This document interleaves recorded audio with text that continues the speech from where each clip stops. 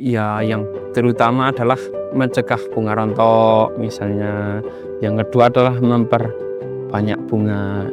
Itu bisa karena kalium yang banyak. Kalau itu biasanya saya sekitar 5 hari menjelang tanam itu bibit tak dibawa ke lahan dulu mas, supaya terkena hujan dan menyesuaikan diri bersama lingkungan yang mau ditanami. Biasanya saya seperti itu.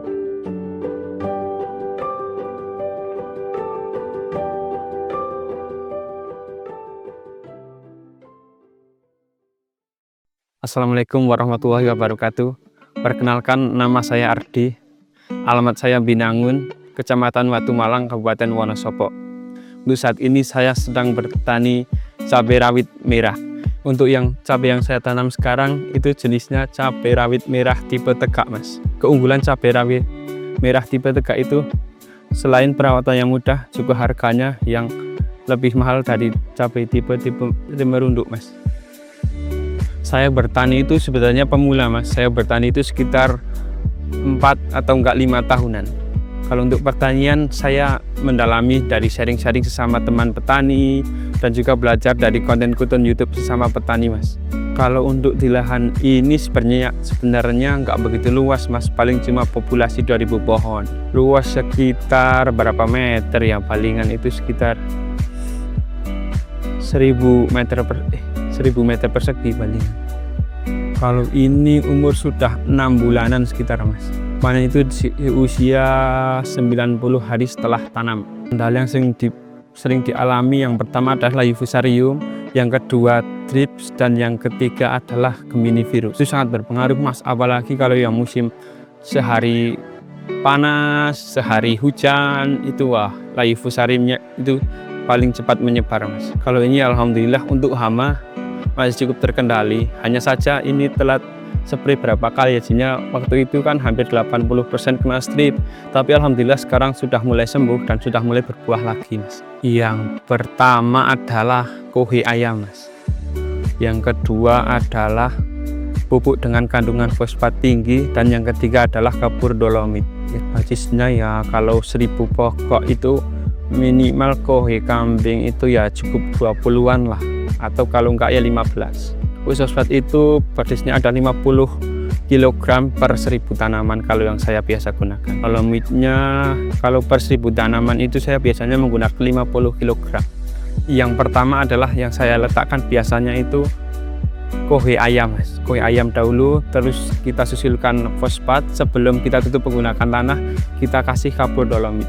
Kalau itu biasanya nunggu terkena hujan dulu mas, baru disemprot trichoderma biasanya. Dosisnya biasanya itu 1 liter itu kan saya kasih biasanya untuk 4 tangki. 4 tangki itu saya semprotkan untuk ya sekitar ini 2000 tanaman. Itu untuk meminimalisir adanya jamur patogen yang bisa menyebabkan Fusarium mas. Iya, tutup mulsa.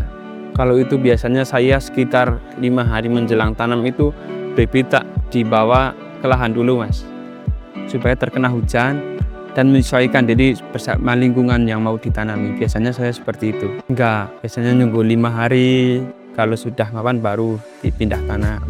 Itu ya menurut saya kan supaya iklimnya itu apa ya mas, gambarannya itu menyesuaikan diri lah. Kalau lebar bedengan yang saya biasa pakai itu untuk plastik mulsa yang ukuran 1 meter itu biasanya lebar bedengan 70 cm.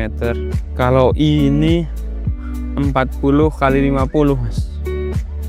Kalau menurut saya ya paling penting mas, yang jelas itu menghemat biaya perawatan gulma. Karena kalau pakai mulsa kan yang jelas bisa pakai herbisida saja cukup mas, tapi kalau tidak pakai mulsa kan itu harus, yang ini kan harus pakai tenaga kerja buat nyabutin gulma.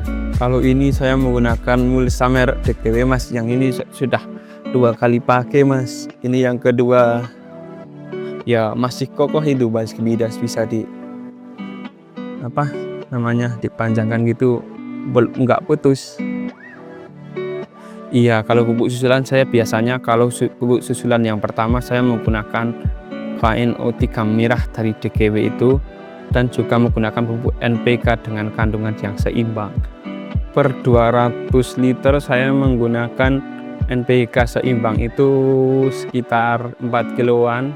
Terus KNO3 merah yang dari DGW itu saya menggunakan 1 bungkus atau 2 kilogram. Kalau untuk pemberian pupuk susulan saya biasanya digocorkan mas. Kalau itu biasanya saya menjelang panen itu sekitar 4 kali mas. Yang pertama itu saya berikan ketika usia tanaman itu 15 hari setelah tanam, terus 35 hari setelah tanam, terus 60 hari setelah tanam, terus menjelang panen umur 90 hari setelah tanam mas. Kalau itu saya pakai mas, saya menggunakan pupuk yang kandungan kaliumnya itu tinggi dengan dosis 50 ml per 200 liter air. Kalau saya biasanya pakai pupuk nutrisi cair itu tanaman usia 50 hari ke atas mas, atau memasuki fase vegetatif ya. Biasanya itu paling rollingan mas. Kalau sekarang nyemprot pakai itu, nyemprotnya pakai yang lain gitu ya. Yang terutama adalah mencegah bunga rontok misalnya. Yang kedua adalah memperbanyak bunga, itu bisa karena kalium yang banyak. Kalau itu biasanya saya mix ya mas, ada yang berbahan aktif sing sistemik, ada yang kontra. Biasanya kan yang sistemik ada yang metiram itu piraklostropin, dan yang kontak itu ada kosep. Itu saja sih saya. Chlorothalonil juga sebangsanya itu mas. Saya biasanya masuk itu dari awal ya mas, sekitar 7 hari setelah tanam.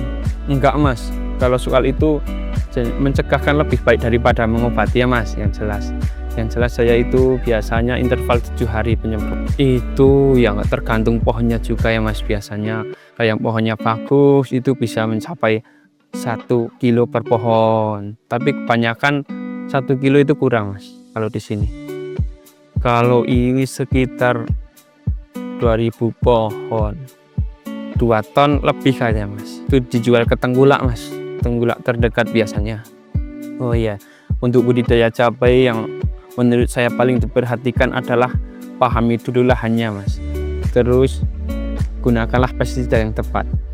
Intinya menjadi petani harus menjadi petani yang pintar. Jangan kita itu menjadi petani yang lain gimana kita harus ikut, itu jangan. Terutama berpikir, jadilah petani yang cerdas. Zaman sekarang itu banyak petani, tapi banyak petani yang gagal panen gara-gara kurang cerdas dalam menangani tanamannya atau kurang bisa memahami kontur lahan. Misal ada di sini kan bermacam-macam lahan, ada lahan seharusnya menggunakan pupuk dasar yang banyak, ada juga yang bisa paling menggunakan tanpa pupuk dasar kohe, paling cukup yang mengandung fosfat tinggi itu saja sudah cukup mas. Soalnya banyak petani yang lahannya itu sudah bagus tapi ngasih pupuknya itu galu-galan, itu jadi belum sampai berbuah, baru berbuah belum sampai panen sudah layu. Itu banyak di daerah sini yang seperti itu.